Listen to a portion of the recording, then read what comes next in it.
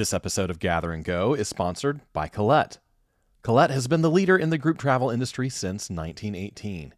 With more than 170 expertly curated tours and 5 distinct travel styles from small groups to cruising and beyond, there's a tour to fit your group's unique needs.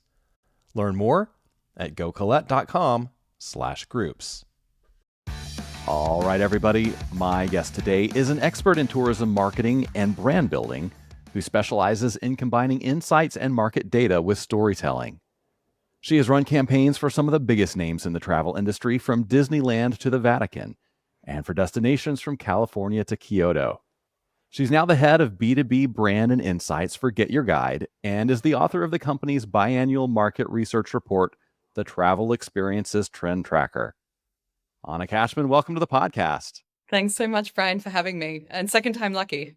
That's right. It's going to be fantastic. I'm super excited to have you here. I always enjoy talking to people who love numbers because I love numbers. I love data. I love the stories they tell. And I think tourism professionals stand to benefit so much from hearing these stories. So I know that you are just full of great information for them. Before we get into data, though, for people who aren't super familiar with GetYourGuide, can you kind of explain what that platform is, how people use it both on the buyer side and the seller side? Yeah, for sure. So we're going to test my pitch skills. In a nutshell, GetYourGuide is a two-sided marketplace. We focus exclusively on tours, attractions, travel activities. And so we connect thousands of operators, no matter what kind of activity they're producing or offering, with millions of engaged travelers all around the world. So to date, we've sold 180 million tickets and counting. Wow. We have a really big, large and loyal customer base. We translate in dozens of languages. And we're one of the world's largest online travel agencies. So for many suppliers out there, we're really a key part of their distribution strategy. Yeah, absolutely. Because if you're just starting, your own tour company, let's say in your hometown, getting people to come directly to your website is a very heavy lift. But listing on a marketplace that people are already coming to can be a real game changer. Yeah, absolutely. And it's such a fragmented market, right? Because when travelers are from everywhere and they look to go everywhere and they look at all types of and manner of experiences, and that changes a lot depending on sort of who they are, where they're going, and we'll talk about that in a bit. Yeah. And so OTAs like GetYourGuide is one way for them to sort of consolidate part of their research, and a way for suppliers to really sort of get eyeballs on their activities. Yeah, absolutely. Now, something that, the buyers and the sellers may not be thinking about when they transact on your platform is that you are able to collect a ton of data about what they're viewing, what they're buying. I'm sure you see, the rabbit trails that take them from one experience to the next. You see, what price points are attractive, which price points aren't working. Give us an overview of some of the key data that you really take a close look at from your platform and the big insights that you try to gather from that data. Yeah, sure. So I'll start off by saying that GetYourGuide is a really, really data-driven company. There are very few decisions that we take internally that we don't look at data beforehand, because, we think it is, the foundation of all good business decisions. So we rarely do anything just because. The types of data that we look at, you're right. Platform data and booking data is a really big part of that, right? So all of the millions of transactions, all of the millions of queues that we get from visitors and bookers on our site. So what people are clicking on, after how many products are they looking at? What types of destinations are they searching for? How are they looking at filters? How many photos are they looking at? All of their booking trends, so days to conduction, how far in advance people book, all of that good stuff. These are things naturally that we look at. But in addition to that, GetYourGuide is still a small part of the larger traveler world, right? We occupy a really important part of the booking flow, but inspiration happens well in advance. And people think about travel sort of all the time. So for us, it's also really important to do market research, right? Getting out there and understanding what do travelers need and want? What are their broad behaviors when it comes to travel? Not just within the experiences piece, but much before and after. And that helps us define a lot of our own marketing strategies. And then there's also user research. So surveys or research that informs our product decisions, understanding what people want when they're browsing for activities and experiences in particular. This helps us make decisions about our product so that we can improve conversion and the user experience to then in turn help drive as many bookings as possible. So Yeah. there's sort of the three aspects that we look at. So how are you gathering some of that external data? Is it are you working with partners to run big surveys, or are there other sources of that data? Um, Lots of ways we do that. So some of the stuff we commission. So we work with agencies and third parties who have access to thousands and thousands of users that we then do quantitative surveys with Hmm. or for. We do qual research too. So that might be, a pool of our own customers that we then reach out to and ask, whatever the topic may be, ask them to do deep dive research on. We also use third party data.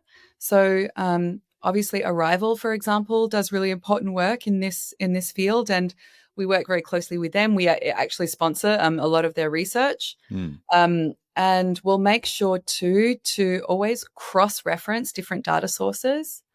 Because one of the things that when you do a lot of research and look at a lot of data is that people are really famously bad at both predicting what they will do Mm. and remembering what they have done. Mm. And so we always like to make sure that we cross-reference. Like, Yeah. do people do what they say they will do? And yeah, we therefore use a lot of different research and resources. Yeah. Yeah. Makes a lot of sense. So one of your big projects is the travel experience trend Yeah. tracker. You put out a new version of it last fall. I'm curious, what were some of the questions you set out to answer with that project? Yeah. And what were some of the big answers you got, the key takeaways from it? Yeah, so it was a pretty ambitious piece of research, I have to say. So the travel experience trend tracker it's biannual research, right? Hmm. And I put this together expressly for supply partners. Hmm. We're currently putting together our fifth wave, actually. But each report focuses on a slightly different topic. And so we change it so that over time because we use the data ourselves too. It's not just stuff that we create for supply partners. This is research that we also use to inform our own strategy. Yeah. So that over time, by changing the topic, we can build a really robust and deep and nuanced understanding of the experiences landscape and of travelers and what they need with regards to experiences specifically.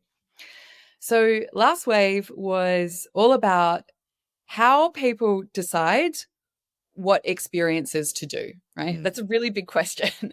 Yes. Um, One thing that I learned from actually Arrival data again and speaking with operators myself at trade shows and conferences and stuff was, they really want to understand marketing, right? Mm. Marketing strategy is a really big question on their lips, and how to create a winning marketing strategy. Yeah. And so that means questions like who to target, where should I target them, what do they need to do in order to resonate with them at the moments that they're most receptive, right? Yeah. And so the research that we did last wave was really about that, like giving supply partners a better idea about who to target when and with what type of Yeah. messaging. Yeah. Yeah. That's so important because, especially thinking about maybe the smaller companies, the small business owners, solopreneurs, mom and pops that are in the Mm, experiences and tour space, um, resources are limited yeah, and time is limited. And it is so easy to completely waste funds on marketing. Try whatever some guru online is telling you is the next big thing, and it doesn't work for you. And you've just spent $1,000, $10,000, whatever it is, and it doesn't get you any results. So I love this focus on saying, okay, well, what do the numbers actually tell us, and not what's popular, what's yeah. trending necessarily. So Maybe uh, to add to that too, yeah, sorry to interrupt, but I think marketing is a costly exercise, and it requires iteration and testing over a long period of time. It's not something that you can do flash in the pan stuff with, because that won't generate long term results. Yeah. But I think if you've got the fundamental information, you can start to test more effectively and more efficiently. So you're minimizing waste. And I think that's really key, especially if, like you mentioned, if you're a small operator, you're wearing many, many hats, you Right. don't have a lot of time to work it out by yourself. Having this foundational knowledge is absolutely key. Yeah, yeah. All right. So you released a wave last fall. One of the things that caught my eye in the results as I was reading through and as I've heard you speak on this, you said there was a slight decline in overall travel spending Yeah. last year. I wonder if you have any ideas, either from the data or just from conversations, uh, what may have caused that? Yeah. Look, Brian, I think it's simple, right? The macroeconomic climate last year was a bit garbage. Mm. um, there was a contraction. We saw a contraction of around 2% in spending on travel overall, right? Mm. And in the research that we took was in July 2024, so July 2024 versus 2023. Um, it affected all travel verticals, from online travel agencies to accommodation to flights and experiences as a whole. So everyone really was impacted. Um, and I think, like I said, the reality was it was just the macroeconomic climate was recessionary, Mm. and people were less inclined to spend. Um, what we did also find, though, and I think this is really important, right? Because, and this is true of any type of research and data that you're doing, you have to zoom in, but you also need the context and you need to zoom out in order to understand sort of the situational trend. So if you zoom out, the story doesn't actually look so grim. Um, we've all heard this well-trodden maxim for many years now of like people want experiences over things. People are Yeah. choosing to experience the world rather than buying more stuff. And we can actually see that in spending data, which I think is pretty insane. Like it's pretty impressive. Um, so if you look at the growth of different spending categories, namely experiences versus goods or versus stuff, Hmm. experiences overall, including travel, have been far more resilient, even in the recessionary environment last year. So more than, for example, goods like electronics or home improvement or Yeah. beauty, this kind of thing. In fact, the only other more resilient spending bucket was essentials. So Mm. housing and groceries, right? Yeah. And so I think that actually tells quite a positive story. The fact that, yes, experiences and travel was down, but it was less down than everything else. Yeah. And I think that's important to keep in mind. So the future is bright. That is good to know. Now, you used a word that is anathema to us, at least in the US, the R word, recession. Certainly, nobody in 2024 in the US wanted to use the word recession in an election year. That's very fraught. There was a lot of stuff going on here. Is this do you look at the data and say we are in a recession or there was a recession and it is global? Or is this more about inflation drove prices up to the point where people had to make hard decisions about travel spending, versus essential spending? Yeah, it's more the latter, honestly. So it's about a recessionary spending environment versus, we're in a recession. Okay. Um, I am not a macroeconomic financial expert, but based on what I have read, I understand that we weren't, or many countries were not in a recession. Hmm. But the attitude of people didn't necessarily reflect a non-recession environment. So people were spending as if it were, and that's what matters in this context. Yeah. And you think, I know from my personal experience going over my family's budget, going to the grocery store, trying to plan travel, we're sitting here and watching prices go up and up and up and up. And we're Yeah. thinking, we got to make some hard decisions here. So do you think it was just price sensitivity that got people in that sort of recessionary mindset, even if it wasn't, a true macroeconomic recession? Yeah, I think so. And I mean that reality that inflation was true everywhere, right? Yeah. My partner's actually from the States. And so we traveled to the States a couple of times last year. And a lot of the questions conversations that we had around the dinner table were how much restaurant prices rose in the past year, Yeah. how much the grocery bill was coming to. So yeah, people were in a pinch. And when you couple that with the fact that salaries aren't increasing at proportionate levels, yeah, it puts people under strain. Yeah.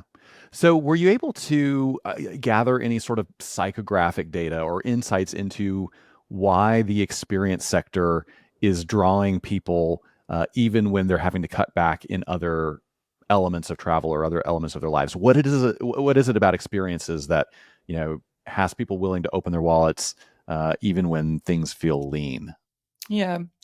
I think there are a couple of different factors here. So, the first thing I'll say is that there are certain people that are driving that trend. Mm, We'll dub them super spenders, yeah. or at least we did in the report. So there are people spending proportionately more versus others. And they're people, therefore, who are prioritizing travel and experiences over other people, and other categories. Mm, I think it was amplified too by the fact that the pandemic isn't that far away in people's hearts and minds. yeah. And so for those people who have a predilection or a disposition to spend more on those types of things, they sort of came back with a vengeance, Mm, because they were starved of experiences for so long that they wanted them again. yeah. Now, this portion of people who tend to spend more on experiences, they're not the minority. Actually, they are the majority. They're around 60% of the population. Okay. Um, and we internally, we call them explorers, Mm, because they are not the quote unquote average tourist. They mhm, really want to get in. They really want to get into a destination. They want to experience things at life as much as possible. They want to connect with the world, with a destination, with others, with themselves. And travel is a really, really important way for them to do that. And so, if you like, it sort of fulfills a higher purpose in life, mm, right? Um, I think you can think about explorers, and you used the word, I think, like psychographics. mhm, Um, these people aren't defined by uh, age, sex, location, ethnic mm, background, yeah. because people who want to connect with the world are everywhere, from all walks of life. And so, rather than defining them by demographics, age, sex, location, they're really defined by psychographics. Yeah. Um, and it's a set of values that really defines them and brings them together. Yeah. Yeah. I love that. I have so many questions about the explorers or the super spenders, because that is a big, rich target for tourism entrepreneurs. Those are the people Yeah. that you want to be reaching. Do you have a sense for where folks like this are going for travel information or inspiration today? Or is it really kind of everywhere still? Yeah, honestly, in short, it is everywhere. Hmm. So to paint maybe a bit more of a picture, what are specifically the values that set this group apart? They are travel maximizers. They want to experience something that is unique and authentic. They want to go away. They want to eat new things. They want to see new things. They want to feel new things, and they want to come back feeling rebooted. Hmm. And travel experiences are the vehicle to helping them experience those things. Yeah. Um, and that means that vacations and those experiences that they take are really important to them. They're precious, right? Hmm. We don't have Yeah. unlimited time for vacations throughout the year. So they want to get it right. Yeah. And if it becomes an emotional decision, you invest time and energy into it. And you don't just look at one place because you want to be sure you're making the right decision. Yeah. So that's why, yeah, they look everywhere. And honestly, that won't change. Hmm. They're very discerning consumers. They want to compare, they want to contrast. They want to make sure that they're collecting as much information as possible. So when it comes to booking, they feel confident that they're making the right choice. Yeah. Yeah. Would it be fair to say that this is not necessarily the same segment as the quote unquote luxury segment? They're not necessarily always going to be the top spenders, but they're looking for a specific kind of travel experience that really reinforces those values you're talking about? I think it's an interesting question. I think you can think about it more like a Venn diagram. I think there are going to be some luxury travelers who are more discerning and who are looking for deeper connections. Um, and then there are going to be some luxury travelers who are just looking to sort of sit back and have the details taken care of themselves. Yeah. Because maybe one, they can afford to, but also because maybe they're not as invested in the connection piece as what others are. So I think it's not, one or the other. I think there's a bit of overlap. Um, you know, I think it just comes down to so a luxury traveler will naturally have more higher means Mm. and more income at their disposal, and that might then ultimately determine the type of tour they take or the price point that they go for. But they will ultimately be looking for similar things if they are an explorer, which is, will this experience or will this tour, will this activity um, show me something different? Will it be memorable? Will it be authentic? Will I feel immersed in my destination? Yeah. Yeah, that's really good. Um, how would you recommend that tour sellers, understanding this value set, tailor either the way they put their products together or the way they message or the way they market to appeal to those explorers, Yeah. and communicate, hey, those values that are driving you to tourism, Yeah. we share those values and we're going to deliver on those values if you travel with us. So there are a lot of things to think about. I think the the one golden rule is, given that explorers are very involved in research. In fact, their trip starts not when they get on the plane or not when they get in the car through their road trip. It starts when they've decided to take a trip, right? Mm, yeah. That planning period, that inspiration period is part of their vacation. It's emotional and they're looking at a number of different resources. So it is critical, one, to be everywhere. To target these people, you need to be everywhere. You need to make sure that you're making it on their itinerary, that they're clocking you, so that when it comes later down the line, that when they're ready to make a purchasing decision, you're on the list. Mm, And so that means making sure that you are showing up on OTAs. This cohort, by the way, do proportionally use OTAs, online travel agencies like Get Your Guide, more than hmm. other travelers, because they understand it as a relevant and important resource. So be present on OTAs. Make sure that you're all over search, so all over Google and Bing, actually, Okay. for that matter. Make sure you're using partner sites or other brands to help prop up your own message. So, one of the things that we invest and spend a lot of time on is making sure that we have strategic brand partnerships, working with Amex, for example, and hotel brands and accommodation brands and flight brands or airlines, because they're all places that explorers will go to research their trips. And then finally, of course, those last important pieces like social media. Be across all social media platforms. It's not just Facebook and Instagram; it's also TikTok and YouTube. Um, Using influencers, using affiliate partners, using bloggers to share your message. All of this stuff is really important.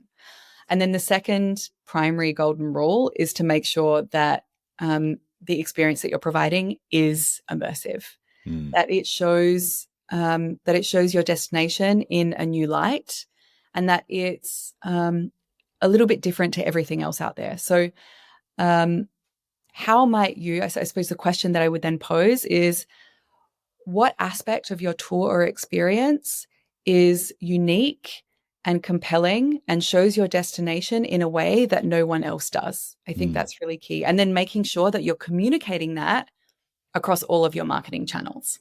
Yeah, that's great advice. So it seems to me that when you're selling against competitors, there's Mhm. always a temptation to sell on price, which yeah, I believe creates a race to the bottom and all sorts of issues. Would it be fair to say that these kinds of explorers, the super spenders, Mhm. aren't necessarily shopping for the lowest price? Um, but that what they really want to see is that you're providing, again, that value alignment with them. They want to see that more than they want to see that your experience is $50 or $100 less than a competitor's. Yeah. I could not agree more with that statement. I think it's a losing game to play like a race to the bottom, like and just to compete on price. Yeah. Um, I mean, you use the word value. I think that's critical, right? Yes, there is. So there is price sensitivity, but insofar far as is it worth my time and money? But that could become that comes down to a value question. And if you can ensure that you're providing something of very high value, then actually people are prepared to pay more for it because vacation time is precious Mm. and because people would rather spend a little bit more money on doing an experience that they will remember forever versus one that they won't. Yeah. Um, I think the other thing is, so going back to the research that we did and answering more of those sort of questions like what makes an explorer choose one activity over another, there are so many factors that play into this question, right? And a lot of those factors, unfortunately, we will never, ever be able to control. Mm. For example, what is the weather like? How much time do I have in my destination? Do I have 2 days or 5 days? Um, has my 4-year-old just thrown a tantrum? Do I have enormous dinner? Do I have dinner plans tonight, and therefore a food tour at this moment doesn't make sense? Right. Right. These are things that no experienced creator or operator will be able to control. There are some things, however, that do really, really influence the decision-making process. And I think all operators would do well to sort of consider them when it comes to their product design, but also marketing strategy, because you can have one product and market it in different ways. And to your point, if you're really addressing the key user needs, then you can charge more for it, right? Because Yeah. you're tapping into something that they really want. Yeah. The three things that define what a consumer will choose to do at a given moment. One, to a degree, is maybe demographics. Mm-hmm. So, for example, Europeans are more inclined to do a walking tour than Americans. Yeah. That's what the data says so far. Europeans like to walk more. Right. Um, a French consumer, for example, is more predisposed to booking sort of cultural, heritage, artistic tours than other cohorts. Not to say that there are others that don't, Mm-hmm. and that's also not to say that if you're not a walking tour in a museum, then you're not interesting for French consumers. That's also not the case.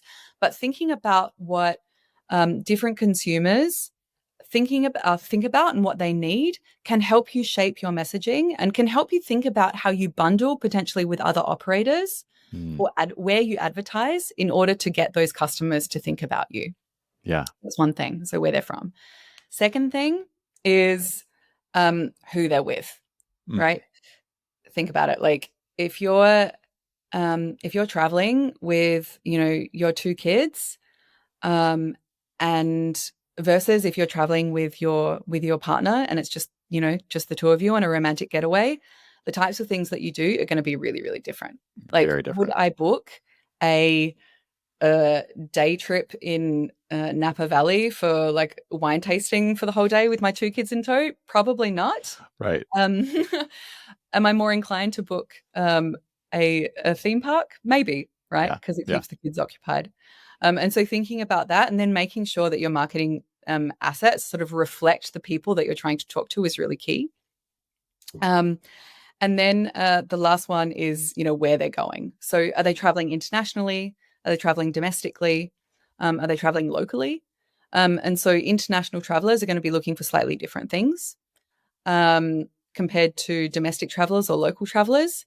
And so thinking about how you're talking to those people, you're speaking to them in the right language. Are you highlighting sort of the must-sees, or are you highlighting the things for second, third-time visitors? Hmm. All of this stuff is really critical. And so I think that's a really good way of thinking about marketing strategy, and how to influence the product strategy too. Yeah, absolutely. Are there opportunities for multi-day tour operators, traditional, tour operators who might be taking, 40, 50 people at a time off on a 5 or 7 day tour, opportunities to, number one, leverage some of these insights, to boost their business. Number two, to work with Get Your Guide in the way they market their business. So the answer is yes, soon. Okay. It's not even, I couldn't say it's even hot off the press at this point because we haven't actually officially announced it. So maybe Okay. you're getting a tiny bit of a scoop. That's okay. Um, it's to come. So one Okay. thing that we have noticed is the increase in search queries and in desires for multi-day trips. Hmm. People are looking for experience packages, so multiple experiences that enable them to really experience a destination fully, wholly. And so this is something that we're currently building out.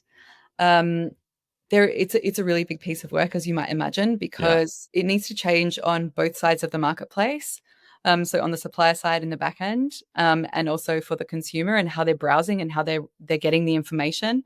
It's very, very different to display information for a multi-day tour as it is to sort of a 2 hour activity. Yeah. So there's a lot of work happening in the background. But this is something that we hope to launch, this year and not too far away. I can't give you an exact date. Yeah, well, that's exciting news. We'll certainly be glad to hear about that when it is ready to go live.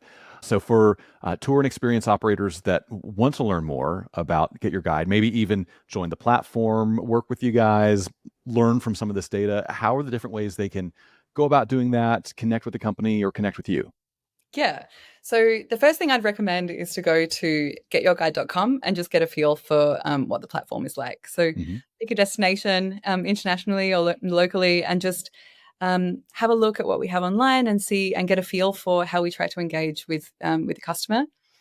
And then I'd also encourage everyone to go to getyourguide.supply. And there's some information about what it means to join Get Your Guide.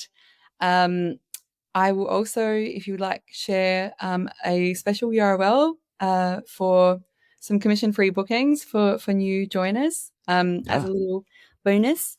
And the other thing is, if you're looking for information on the most recent trend tracker or any of the trend trackers before, so there's a bunch of stuff. We've got information about how people make decisions about where to go, booking trends post COVID and what people are really looking for now when they book. All of that is available on our growth hub. So again, that's getyourguide.supply/growth-hub, but they'll find it on the start site.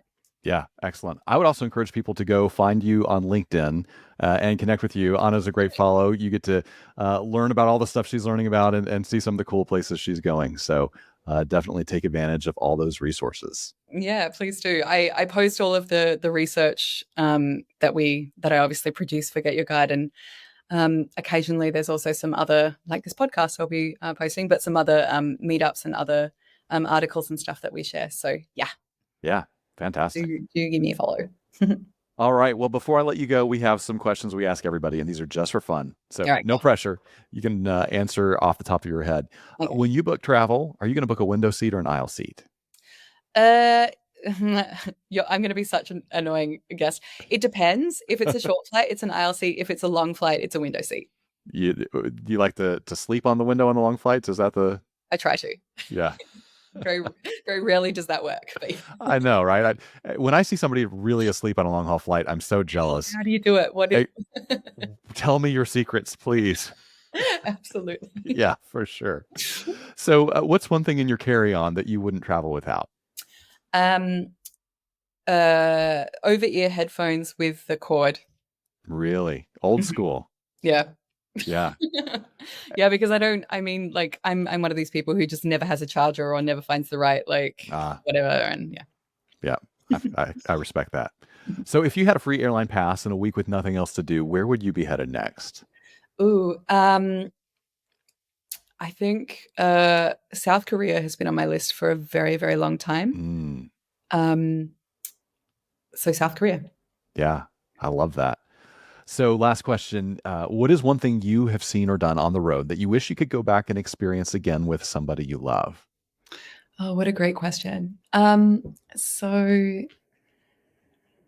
hmm, there was, so I was in Oaxaca in Mexico, Oaxaca City. Yeah. And I did this really, really incredible food tour. I mean, this woman was, I mean, she was from there. She she loved food with all of her heart and soul. Like every cell in her body just, radiated joy for food and specifically loved Oaxacan food. Yeah. Um, and she took us to this one restaurant where they had it was called Stone Soup. And it was made. We watched it being made. It was really incredible. It can only be made there. So they take stones from this local river. They can only be those stones, and they heat them up in this huge furnace. And they put in broth and raw vegetables and raw seafood, and they drop one of these scalding stones into the soup, and it cooks immediately. And Wow. just to see that happen, to know that it was that you can only get it in that place Yeah. and explain the significance of that dish was really, really special. I'm also like a bit of a foodie. I'm a bit of a food snob actually. And so that for me was a really special thing that I wish I could show everyone I love. Yeah. How wonderful. Well, I can't imagine a better thing to share with people you love. Anna, thanks so much for joining us. It's been wonderful to talk to you. Thank you so much for having me, Brian. I hope we can do it again sometime. Looking forward to geeking out. Yeah, absolutely. Hey, thanks so much for joining us for this interview. I want to let you know that conversations like this are just part of what you will hear if you tune into a full episode of the Gather and Go podcast. When you listen, you'll get travel news you may not hear anywhere else, along with some really helpful road tips, some smart analysis, and maybe even a hot take from me about issues that are impacting travel right now.